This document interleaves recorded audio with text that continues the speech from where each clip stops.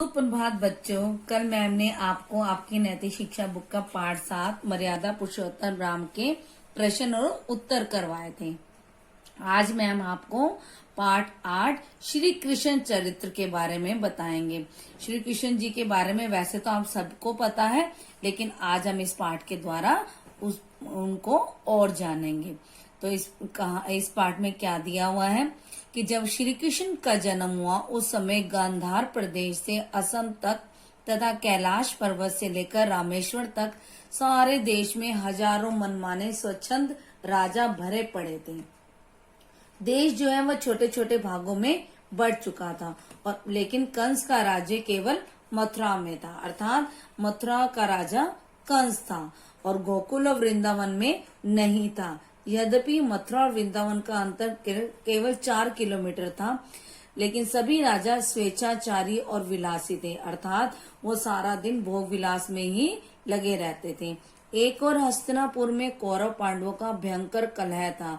दूसरी ओर आसाम के राजा नरकासुर की भी मनमानी हो रही थी। कंस के दरबार में यह अत्याचार था कि उसने अपने पिता महाराजा उग्रसेन को भी जेल में डाल रखा था। जरासंध सारे देश का राजा बनना चाहता था।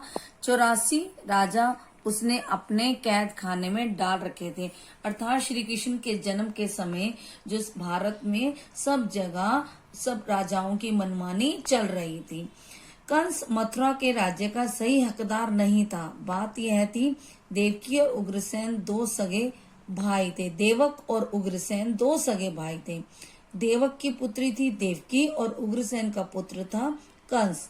भारतीयों के उस समय के कानून के अनुसार पुत्री तो राज्य के अधिकारी नहीं है, किंतु पुत्री का जो पुत्र अधिकारी अवश्य है। लेकिन जरासंध की शह पाकर कंस ने अपने पिता के रहते रहते ही मथुरा के शासन पर अधिकार जमा लिया, अर्थात उसने अपने पिता उग्रसेन को जेल में डाल दिया और वह मथुरा का राजा बन गया। इस अवस्था में प्रजा बेबस थी। कंस ने निश्चय कर लिया था कि वह देवकी के पुत्रों को जीवित नहीं रहने देगा, परंतु प्रजा सावधान थी। उसने कंस की चाल का मुकाबला किया। जनता ने सत्य और न्याय की रक्षा के लिए जोखिम उठाया। वे मथुरा के शासन का उत्तराधिकारी कंस को नहीं, देवकी के पुत्र को मानती थी और देवकी के जेल में होने से वह सब कुछ देखकर भी देवकी के पुत्र की रक्षा करने को तैयार हो गई। जनता के पहले प्रयत्नों की असफलता ने उसके संकल्प को कमजोर नहीं किया, तो देवकी के पुत्र की रक्षा हेतु नंद ने अपने नवजात बालक को कंस की भेंट करने का मन बनाया। जेल के द्वार खुल गए। पहरेदारों ने स्वयं मार्ग दे दिया और नंद बाबा को श्री कृष्ण के धर्म पिता बनने का सौभाग्य प्राप्त हुआ।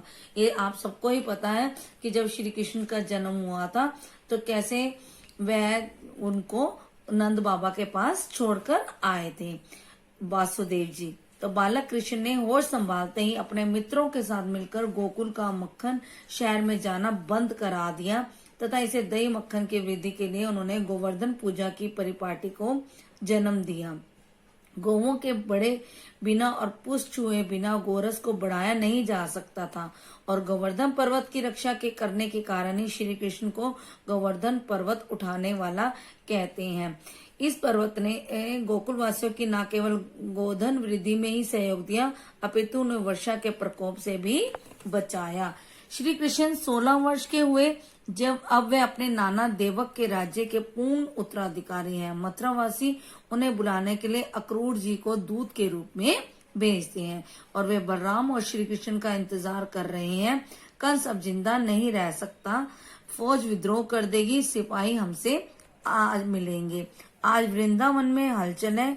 गोकुलवासी नहीं चाहते कृष्ण और बलराम उन्हें छोड़कर मथुरा जाएं, परंतु जीवन में ऐसी महान अवसर भी आया करते हैं जब एक महान उद्देश्य के लिए अपने निजी प्रिय संबंधों को छोड़ना ही पड़ता है। कृष्ण जी को भी इन्हें छोड़ना पड़ा और मथुरा कंस विरोध के लिए उन्हें जाना ही पड़ा। मथुरा निवासियों ने जय जयकार के साथ श्री कृष्ण जी का स्वागत किया।